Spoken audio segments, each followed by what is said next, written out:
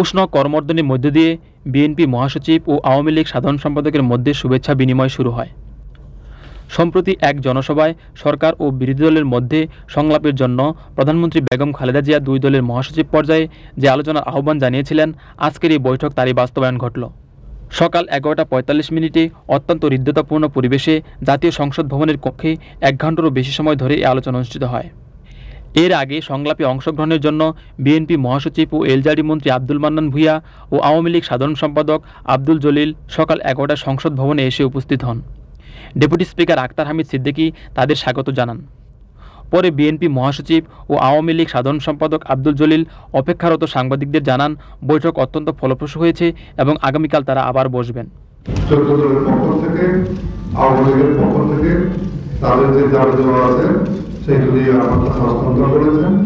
আমি তাদের প্রত্যেকটি দাবি সম্পর্কে ব্যাখ্যা চেয়েছি, উনি ব্যাখ্যা করেছেন।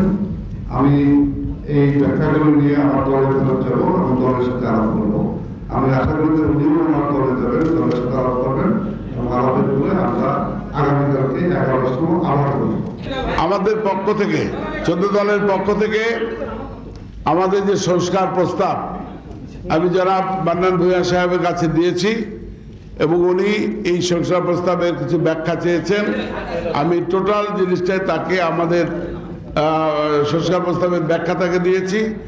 এ সময় বিএনপির যুগ্ম মহাসচিব নজরুল ইসলাম খান, এম ইলিয়াস আলী এমপি এবং আওয়ামী লীগের চিফ হুইপ উপাধ্যক্ষ আব্দুল শহীদ উপস্থিত ছিলেন।